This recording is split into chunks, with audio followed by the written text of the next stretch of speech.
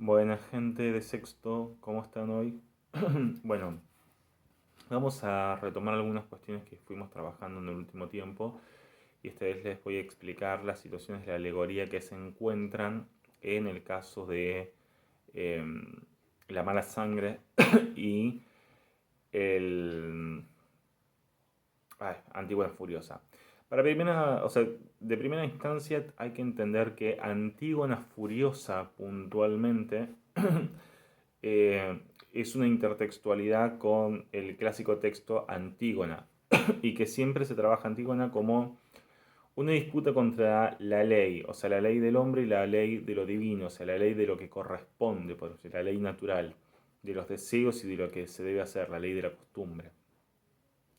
Entonces, al llamarse Antígona, como en el caso de Antígona Vélez, que es un texto de Marechal, en este caso Griselda Gambaro está haciendo referencia a ese texto histórico que lleva más de unos 2500, 2600 años de historia, desde que la escribió creo que Sófocles, si no recuerdo mal, eh, que hace referencia, como les digo, a un enfrentamiento con la ley.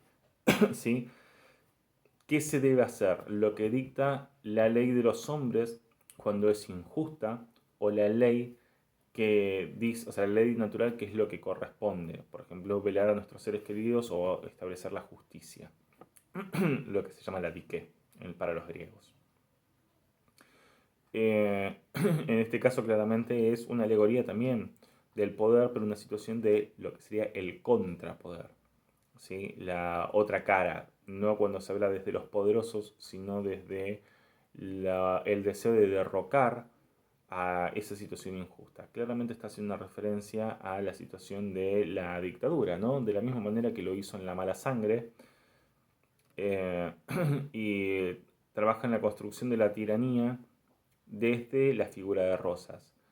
Eh, Creo que también hay que aclarar algunas situaciones. Se elige la figura de Rosas porque al momento en el cual escribe Griselda Gambaro todavía hay, o sea, todavía no existen los estudios revisionistas de Rosas y eso es un parate bastante importante porque como alguna vez les dije, y siempre se los digo, por eso les estoy dando arsenal argumentativo, las construcciones literarias ayudan a hacer situaciones de formación también de ideologías y de formas, la doxa de lo que se debe pensar, decir y actuar. Entonces, como bien diría Eagleton en Conclusión Crítica Política, eh, hay política cuando estamos hablando de, por ejemplo, si corresponde decir amigo, amiga o amigue, podríamos decir, pero también estamos haciendo política cuando se decide construir una cancha de fútbol en, no sé, un barrio importante de capital o un potrero en algún barrio del conurbano, ¿sí? O en un barrio del interior. Son cuestiones absolutamente políticas. El caso de lo que se estudia, dónde se fomenta, no lo que se escribe, también es absolutamente político. Personalmente, los estudios revisionistas de Rosas a mí me parecen brillantes porque lo que demuestran es que durante cerca de unos, no sé, 130, 140 años, se construyó un demonio sobre la figura de Rosas que estaba absolutamente infundamentado y se necesitó ese demonio para asustar a las masas populares de aquello que se decía que hacía Rosas, que es innegable, ¿no? Si ustedes ven la página, por ejemplo, del Restaurador 77, que es una página de Instagram, él siempre reivindica la figura de Rosas, pero no rechaza el hecho de que Rosas haya hecho la mazorca, o sea que era un grupo de asesinos que mataba a, a diferentes enemigos del poder rosista. Eso es innegable, lo que dicen en el matadero es real. Tal vez lo que oculta el matadero es que factiblemente aquella persona, o sea, el unitario que parece un noble de espíritu liberal y demás, factiblemente era una persona que mataba de hambre al pueblo, que viendo como gente estaba en la absoluta pobreza y decadencia, lo que hacía era privarlos de toda situación de autonomía, derechos y circunstancias, o sea, no sé, llevaban a mujeres y a niñas acerca de la esclavitud y la prostitución y millones de etcéteras. Pero como eso estaba bien visto para la época, y hagamos este parate, porque cuando hablamos de qué buena que era la gente liberal de esa época, yo siempre les voy a decir lo mismo, y no tengo ningún problema en debatirlo, que esa gente que se creía absolutamente buena y maravillosa en el siglo XIX, o sea, estamos hablando de la época en la cual escribe Echeverría, eran un rejunte de basura impresionante, absolutamente positivista y era un asco. O sea, pensar que los intelectuales del siglo XIX eran brillantes es un absurdo. ¿Sí? Eran unas personas muy detestables.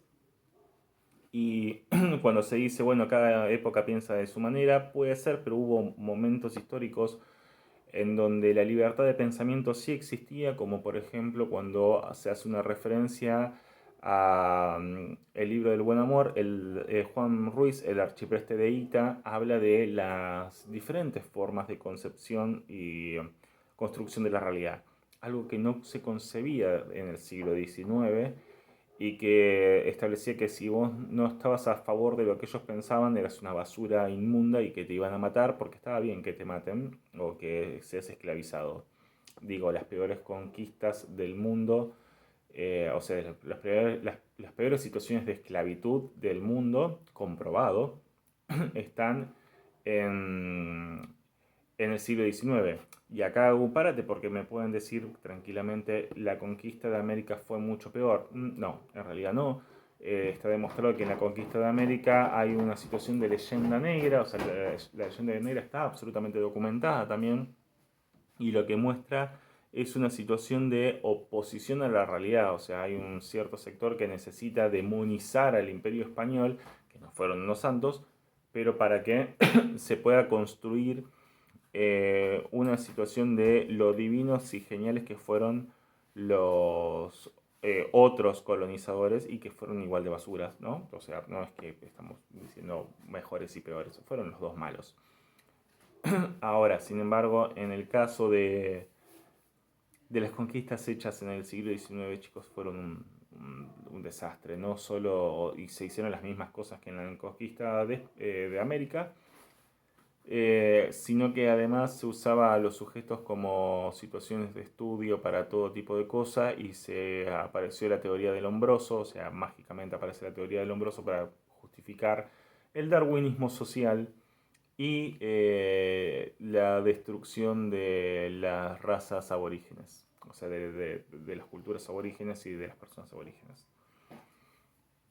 Hay toda una situación bastante cruenta, o sea, en el caso de la economía, por ejemplo, se justificaba la pobreza hasta el borde de la muerte porque decían, bueno, lo que pasa es que cuando Europa y Estados Unidos, literalmente, mejoren económicamente, van a llegar a poder trasladar el progreso a esas naciones que están en absoluta decadencia. Que si pudiesen haber explotado su oro, como le pasó a América, serían absolutamente millonarios, mientras que Europa estaría en la quiebra absoluta. Por eso también se habla de el derecho de pugna, cuando dice, bueno, Europa perdió la batalla por la liberación de América y corresponde a los países que han sido derrotados que devuelvan o sea, que haga una resarcción económica a las naciones que han ganado. Y Europa se niega a devolver lo que le corresponde a América. Si solo devolviesen el 10% de lo que se llevaron de América y que es lo que les corresponde, que los que nos corresponde a América sería prácticamente millonaria y Europa estaría en una crisis financiera espantosa, para que se den una idea de lo que sucedió. Y para que se den una idea de lo que defendía Esteban Echevarría. Y esto no es una cuestión de buenos y malos, sino que es de malos contra malos. Todo esto es para tratar de reivindicar un poquito la figura de Rosas, porque si no parece que lo están atacando por todos lados y hay otra realidad, ¿no? Eso por un lado. Ahora, o sea, pero bueno, también me interesaba remarcar la situación de alegoría, porque que se llame Antígona es un texto, hace una referencia directa, hace una construcción histórica de la literatura, que es una situación de la intertextualidad. y estamos pasando de intertextualidad a intertextualidad a intertextualidad.